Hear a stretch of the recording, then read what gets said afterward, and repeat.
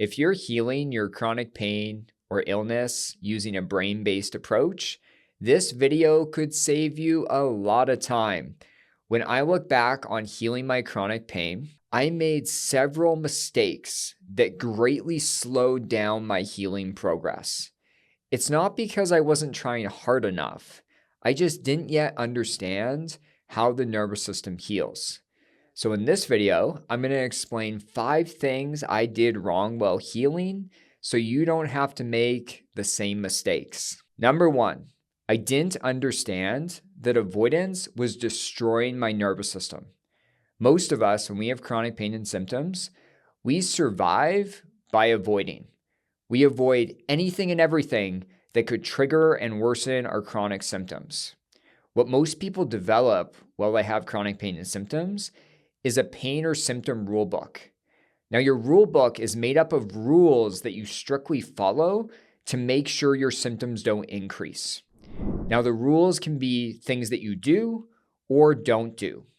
So a do rule could include stretching for 20 minutes every morning, only eating certain foods, making sure I go to physiotherapy 4 times a week. These are things that you are doing to make sure your symptoms don't increase or worsen. Now, there's also don't do rules. Don't bend a certain way. Don't walk more than 10 minutes. Don't socialize. Don't exercise such as like running or lifting weights. When your rule book gets this massive, it will shrink your world. And this happened to me. My world got so small. I never left my house. I was always alone. The problem is that most of the rules are actually incorrect. But the more you follow this rigid rule book, the more your brain fears everything. Here's the thing, avoidance is a danger signal. So the more you avoid, the more your healing will stall out. Now, when I was healing, I was so scared to start to break my rules and live and move more fully. And because of that, I didn't start breaking my rules and living life more. At about 3 or 4 months in, I had done all the strategies that were, around emotions or brain retraining, but I didn't do anything to widen my world. And as a result, my healing was no longer progressing forward. So this is a big mistake. You don't want to put off starting to approach life for too long, because if you do that, you're going to make your healing way longer. Now, we need to do this slowly and gradually because your brain's going to freak out as you start to break these rules. For example, I practiced either sitting on couches for 10 minutes at first or going for brief walks. These were the first rules that I wanted to start to break. And by doing this, you're going to over time show your brain, hey, I'm safe to be moving. And as that happens, your healing is going to take off, as mine did. Number 2, isolation was causing high nervous system dysregulation. At the end of my chronic pain journey, I was alone. I was in my basement apartment in the dark most of the day, scared to go out, scared to do anything. I barely called friends. I barely talked, even to my partner who lived with me. I was just so disconnected, dissociative, and shut down. Now, I didn't realize how this was making my nervous system so dysregulated. And because I didn't realize that, as I was first starting to heal, I focused on a lot of the micro strategies, such as brain retraining, somatic work, journaling. And all those strategies are great, but they only took me so far. It took me several months to realize how me isolating and being alone was keeping me in this shut down, frozen state. And I feel for anyone who has debilitating chronic pain or symptoms. I get it because naturally, because our symptoms are so high, we hide out and isolate to survive. But in order to heal, I need to slowly and gradually start to become more social, start to connect with friends, with family, go to social gatherings. And that was really scary for me. I was so depressed and shut down that socializing in any way felt scary, overwhelming, and to be honest, just exhausting. So I started small. What I did is me and 2 of my friends, they would take me out for tea late at night. We would go to McDonald's and get a tea. They called it tea time with Tanner. It was probably only 15 or 20 minutes. We'd drive to McDonald's, get the tea in the drive-thru, chat for a bit. They'd drive me home. But that was a small enough exposure that I started to have my depression lift. I started to feel a little bit more alive, a little bit more vibrance in my life. And as that happened, I started to go for dinners with friends. I started to go to small family gatherings or parties. And doing this woke up my nervous system. It made me feel way more alive, way more hopeful, and it lifted my mood. And as that took place, my pain started to reduce. So I know if you are bedbound, especially with chronic pain and symptoms, you're isolated from the world. But I really encourage you, make a small step today to start to socialize. Maybe it's just going to get a coffee at a coffee shop and sitting there for 5 minutes. If that's all you can tolerate, great, start there. But we can't heal in isolation. Isolation is a danger signal.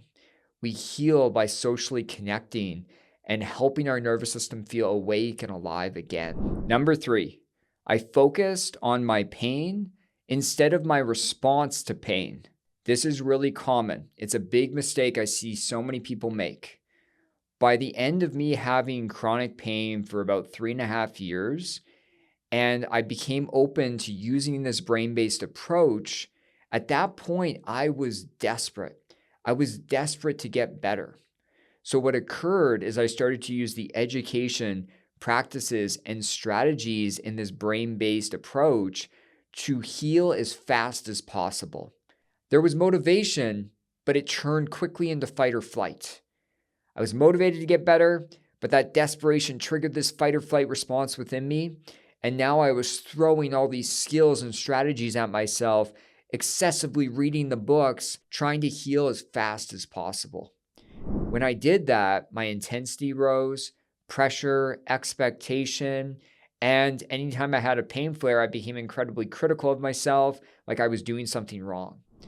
This is a big mistake that I made because that first month of my healing was essentially wasted time. Sucks saying that, but it was wasted time because I was just in this desperate fight or flight zone trying to get better.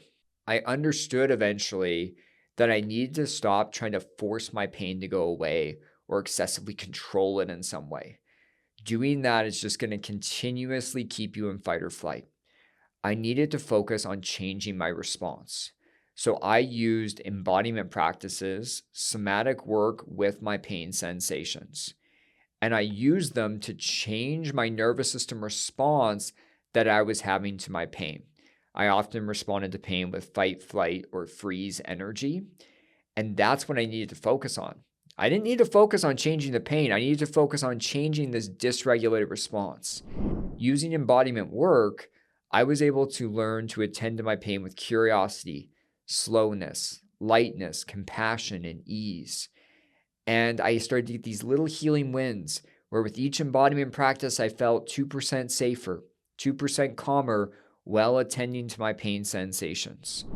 And over time, over the next couple of months, my healing started to take off.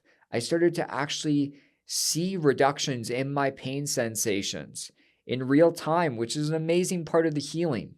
But I want to be clear, my pain started to reduce not because I was forcing it to do that.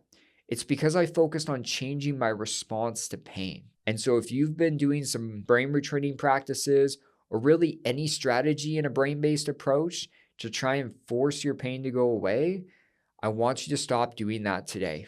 You need to focus on changing your dysregulated response to your pain or symptoms. If you focus there, you will heal faster. Number 4, I feared emotions instead of embracing them. I got the equation wrong when it came to chronic pain and symptoms and emotions. Here's the wrong equation that I did healing work under for a long time and it didn't go well. I believed difficult emotions, experiencing them was going to increase my pain or physical symptoms. And so because I thought this equation was correct, what I did is I tried to force myself to feel calm, force myself to feel safe. I pushed down emotions anytime they came up. I resisted that emotional energy at all costs. And that made my nervous system incredibly dysregulated for the first couple of months of my healing. Now, that equation is incorrect. Difficult emotions equaling pain and symptoms. Here's the correct equation that I came to understand. Difficult emotions plus resistance equals pain and symptoms. This is what the research shows. If you resist and suppress difficult emotions or dysregulation, it will increase pain and symptom sensitivity in the brain. It's when we add resistance and suppression to emotional energy that we get into hot waters really quick. And so when I came to understand, oh, this is actually the equation of why emotions can bring about pain and symptom increases, it's the resistance. And so I started to allow myself slowly and gradually to feel my emotions in the body, to think about emotional events, to allow myself to sit with that energy, accept and allow it, and teach myself how to release it and move through it. Over time, I started to feel way safer with emotions. I always explain to my clients when I was first healing, I could tolerate like a little bit of anxiety before I became overwhelmed. We're talking like a 2 out of 10 anxiety intensity. Anything above that, I was incredibly overwhelmed. But as I did emotional work early on in my healing, now all of a sudden I could tolerate being at a 7 out of 10 anxiety level and still feel very safe, know how to work with the sensations, and know what safety signals to use to help myself move through them. And so if you want to heal faster, you got to stop fearing emotions. You got to stop resisting them. We need to embrace them. We need to allow ourselves to experience them, feel them, and express them outwardly. By doing this, you're going to heal far faster. Number 5, I tried to heal without addressing trauma. When I first came to a brain-based approach, I focused on brain retraining techniques. I focused on some emotional work, but I really did not want to focus on processing trauma. I had trauma from excessive bullying that I faced in school, and I also had trauma from my chronic pain and what my pain took away from me. At my clinic, we call this sensitization trauma, which is trauma from the onset or progression of your chronic symptoms. It makes sense that we have a trauma response to our pain and symptoms when it's taken so much away from us. So I had to process my bullying and my sensitization trauma. But I put this off for way too long. I was probably 3 or 4 months into my healing, and I had seen some progress up to this point, but eventually things stalled out. So my symptoms have reduced, but I just stalled out. And I knew in this gut feeling that I needed to process my trauma. And I know this is really scary for most people, but it's very essential for healing. If you have trauma, just the brain retraining techniques often aren't enough to fully heal. I want to be clear because I'll get comments. They are for some people, but a lot of people that have trauma or complex trauma, we need to do trauma processing. So I'll explain how I did this while healing. And I want to be clear about this. If you're starting to process trauma memories or sensations, you need to go very small at first. You are not picking the most distressing memory to start to visualize and then feel. It's going to be too much. If you, in a perfect world, if you can, processing trauma with a program or a therapist in your area is very, very helpful. And they can guide you even further, but I'll explain how I went about this. At the time, I was training to be a therapist, so I knew generally how to process trauma, which was very helpful for me. So what I would do is I would lie in bed in a dark room, because that's where I felt the safest, and I would start to visualize an event that was traumatic in the past. I would start to visualize or think about it. And it might not even be the whole event. It might have just been a part of the event so that it wasn't too overwhelming. One of the first things I did was I had a really overwhelming pain flare where I was very depressed and shut down on Christmas Day. And That was one of the first memories I started to visualize. So I would visualize it, think about it. And then as I started to feel dysregulated, I would pause the visualization and I would drop into my body. I would drop in and describe the dysregulation I was feeling. So from what I recall, when I processed this memory, I felt a lot of despair, shut down energy. And I started to describe it in detail. Oh, my chest and shoulders are starting to feel heavy. I start to feel cold inside. I can feel my arms and legs shaking a bit. My breathing's really shallow. So you're dropping in, describing, and then you're sitting with the sensations, deepening your connection with them. I almost explain to people, like, each time you exhale, can you move in a little bit closer to the intense sensations and notice not just the intensities, but all the subtleties taking place. We want to give our brain exposure that we're okay to be in our body with this dysregulation. Now, you want to keep it within the healing window as you're doing this. There's the right level of sensation that you can tolerate attending to when it comes to dysregulation, pain, or symptoms. If you're outside this window and your sensations are too intense, it's going to become incredibly overwhelming. So as you do trauma processing, you want to make sure you're in the healing window and make sure you're staying there. If you're starting to exit the healing window, what you can do is you can shift to a safety signal. I did this a lot: breath work, somatic movement, visualization, present moment sensing, or safe self-talk. So you could shift to some safety signals, create some safety regulation, and then this is a skill from Peter Levine. He calls it pendulating. I call it shifting, where you're shifting back and forth between the dysregulation and noticing, maybe, for example, in this example, this like shut down, despairing energy, and then shifting back to maybe a breathing pattern. Focus there, regulate, and go back and forth. Now, you could do several rounds of this where you could go back and visualize the trauma memory, get dysregulated again, and then drop into your body, explore the dysregulation, create safety with it. And sometimes if I'm in session with someone, we're doing 2 to 4 rounds of this. So I want to be clear that processing trauma can be really effective for healing our pain and symptoms. If you've been using the basic brain-based techniques for a while, but your healing feels kind of stalled out, it may be time to turn towards processing trauma. Processing trauma is scary, but using it consistently, it can regulate your nervous system, and over time, that will reduce your chronic pain and symptoms. This is what I experienced in my healing, and to be honest, I wish I hadn't delayed it so long because I probably would have healed faster. So I hope this video was helpful. Please put your questions, comments down below. Learn from my healing mistakes, as it could speed up your progress. Take care.